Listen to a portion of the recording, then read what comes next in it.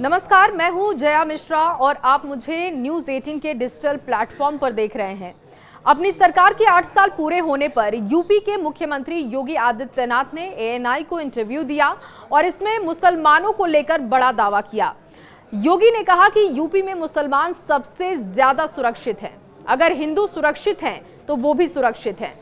2017 का भी जिक्र किया। 2017 के बाद कोई दंगे नहीं हुए, इसका दावा उन्होंने किया। सीएम योगी ने कहा कि सनातन धर्म विश्व का सबसे प्राचीन धर्म है और विश्व में ऐसा कोई उदाहरण नहीं जहां पर हिंदू शासकों ने अपनी शक्ति का प्रयोग कर दूसरों पर प्रभुत्व स्थापित किया हो। सीएम ने दोहराया कि 100 हिंदू परिवारों के बीच एक मुस्लिम परिवार सबसे सुरक्षित है, लेकिन सवाल किया कि क्या 100 मुस्लिम परिवारों के बीच 50 हिंदू सुरक्षित हो सकते हैं। इसके लिए उन्होंने बांग्लादेश, पाकिस्तान, अफगानिस्तान का उदाहरण दिया। 100 हिंदू परिवारों के बीच में 100 हिंदू परिवारों के बीच में एक मुस्लिम परिवार सबसे सुरक्षित रहता है।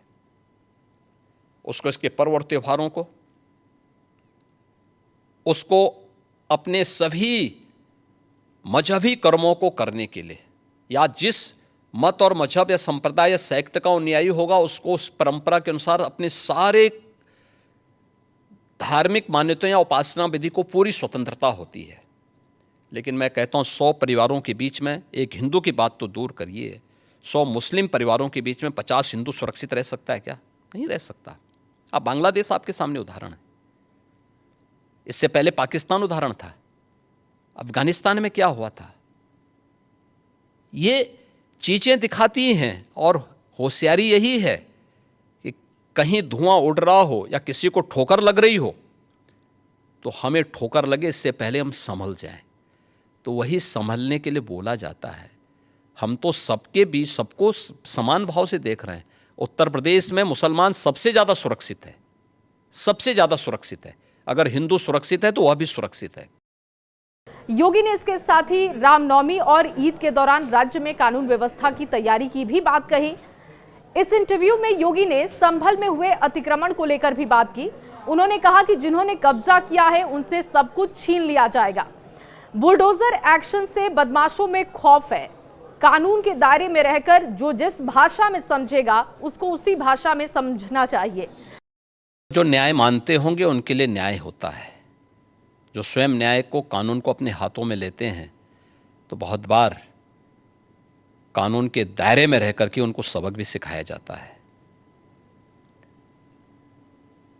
जो जैसे समझेगा उसको उसी भाषा में समझाना चाहिए। आप मुझे बताइए, कोई हिंसक बनकर के प्रहार करने के लिए आ जाए हमारे सामने और हम उसके सामने गिड़गिड़ाएं, ये नहीं। अगर वो हिंसक बन के आया तो उसको पहले उसकी हिंसा का प्रतिकार तो वहां पे करना पड़ेगा ना। वहीं कुणाल कामरा के बयान को लेकर भी उन्होंने आपत्ति जाहिर की। सीएम ने कहा कि अभिव्यक्ति की आजादी का गलत इस्तेमाल नहीं होना चाहिए। इस इंटरव्यू में मथुरा को लेकर भी योगी ने बात की। उन्होंने कहा कि कोर्ट के आदेश का ही हम पालन कर रहे हैं, नहीं तो मथुरा में बहुत कुछ हो सकता था।